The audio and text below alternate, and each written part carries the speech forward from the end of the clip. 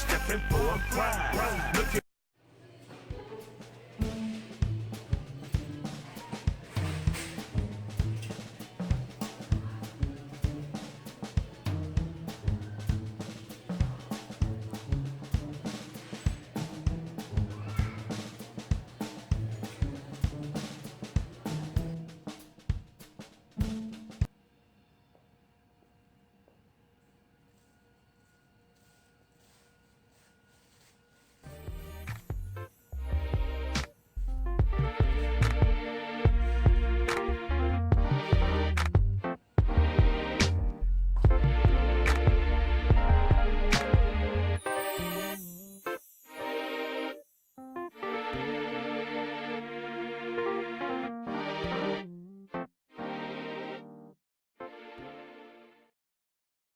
So I just left the poetry workshop, and one of the things we do is critique each other's poems.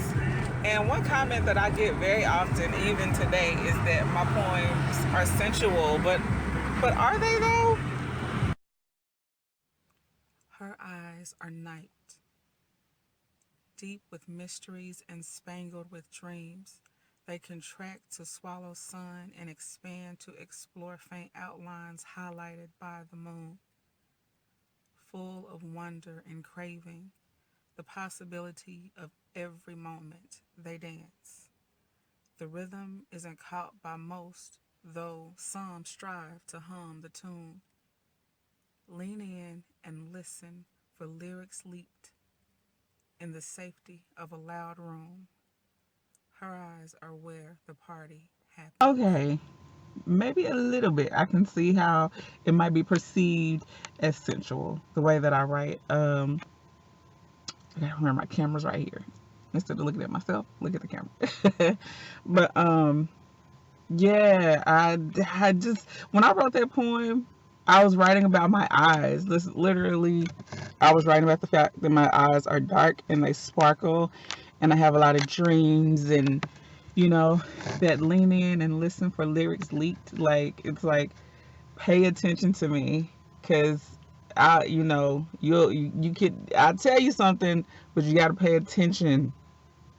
It ain't gonna be always easy to grasp everything I say. I don't put everything out there all the time. But yeah, which is really funny because when I went to the PIA tour, the Poets in Autumn tour, um, we were standing at the VIP, the VIP. We were standing at the door, um, waiting to waiting for the waiting for them to let us in, and they broke us down into groups, and so I ended up being the first person in my group to go in, and so we were standing outside the door, and the guy that was I guess security that was working the door, he was like, he was like chatting it up with us, keeping us in a good mood or whatever. And I had mentioned that I write because we were talking about, who were we looking forward to seeing, and and I was like, oh, I like such and such style because I write too, and so, just talking about, and he was like, hey yo, you write, so spit something. And that is not the first time something like that has happened to me, and I was like, first of all, y'all know I don't really memorize my poems. And I only have one poem completely memorized to this day. But my poems are like I was telling him, I was like, it's not that I write, but it wasn't really I don't think it was the right environment for me to start, saying some of my poems. My poems are not they're not super Jesus-y, you know? And a lot of people, like I said, see them as sensual. So I was like, this might not be the right. I don't want to mess up the flow of the Holy Ghost. um, writing about love and affection and all of that. So I saw a rainbow this morning.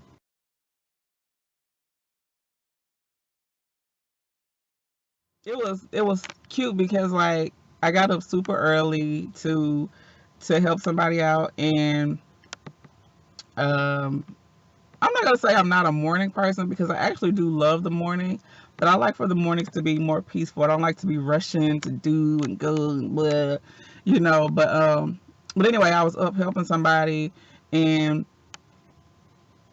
we were riding, and I just was like, oh my goodness, look at this rainbow. It was really pretty. And then I saw there was a double rainbow. It's crazy, double rainbow. And I have, the older I get, it seems like the more rainbows I see. When I was younger, I only saw rainbows a couple of times in my childhood, but now the more time goes along, the more I see these rainbows. And I think they can be taken a lot of ways, but I always, whenever I see a rainbow, think about just the promises of God in general and how He's incapable of lying.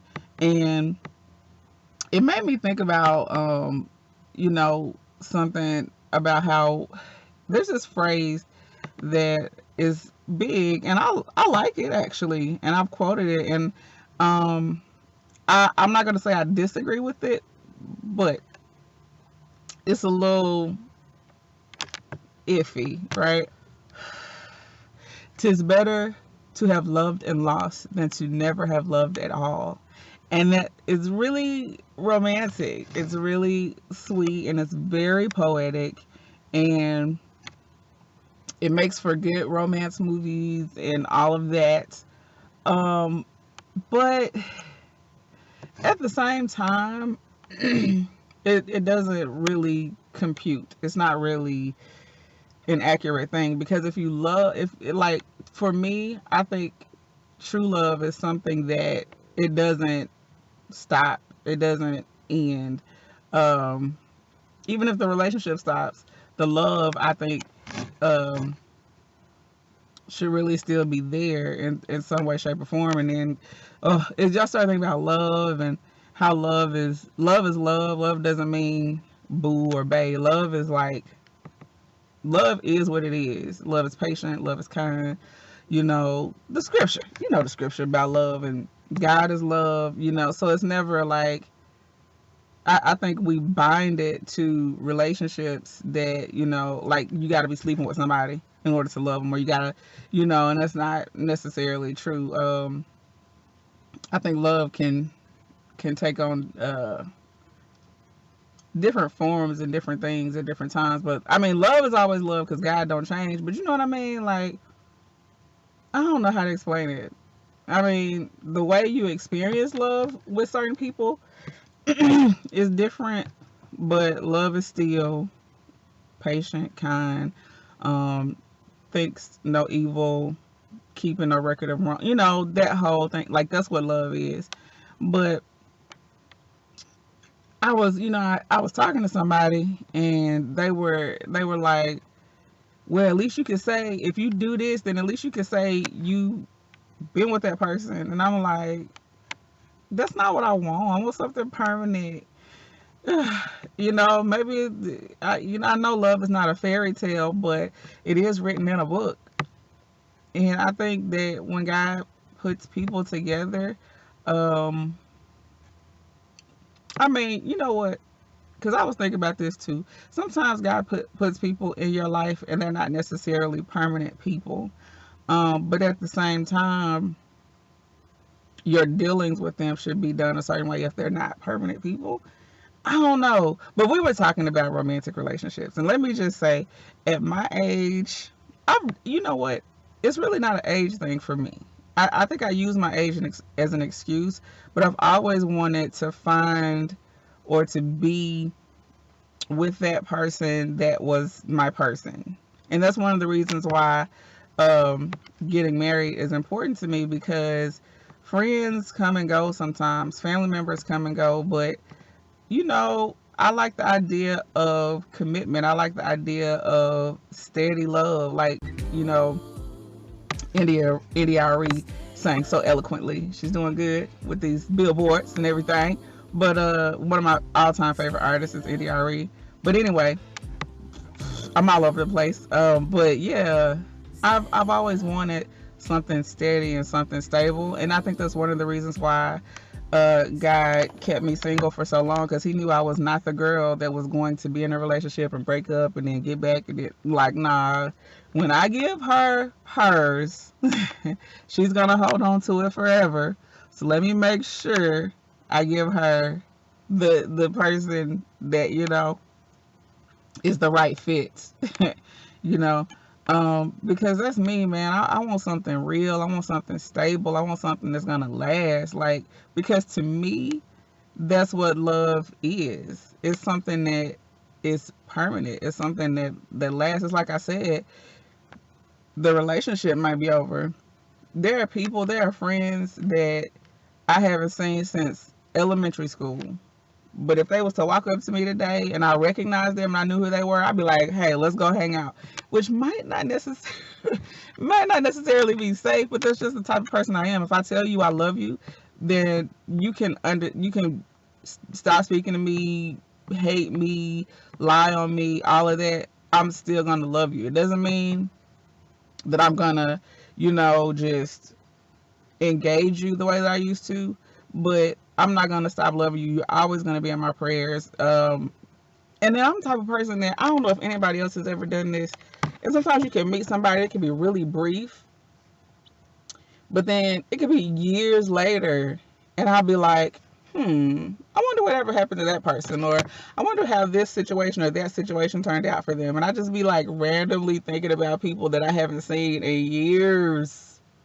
And so I don't know, it's just me. I have certain connections with people that I just I connect. So either out because I'm loyal, and that is actually what I started to vlog about, was a new type of a new one of the details of loyalty.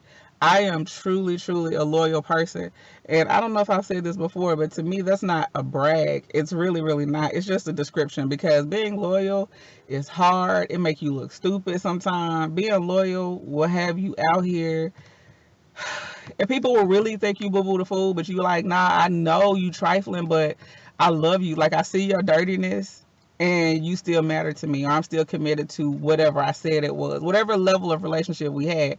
Now, don't be thinking just because we cool that I'm telling you all my business. We might be talking, but trust me, I'm not telling you everything. It's not that I don't trust you. I do trust you. I trust you to be exactly who you are. So I know what information to give you and whatnot, how much of myself to give, and how, you know. But yeah, I mean, when it comes to these romantic relationships, I'm not the, jump around type. I don't understand how people do it. Like, either I'm all the way with you or I'm all the way not. And when my heart is in something, it's a wrap. Okay, you ain't gonna be able to tell me nothing at all. It's just that's the kind of loyalty and commitment that I give and that I desire, and that, quite frankly, I feel like I deserve because I've sown it. Be sure you share, subscribe, like, and comment. Join the notifications crew by clicking that bell. Thanks so much for watching, and have a lovely weekend, day, night, Sunday, Monday, whenever you're watching this. I pray that you have a beautiful, lovely evening, morning, afternoon, whatever. I don't know.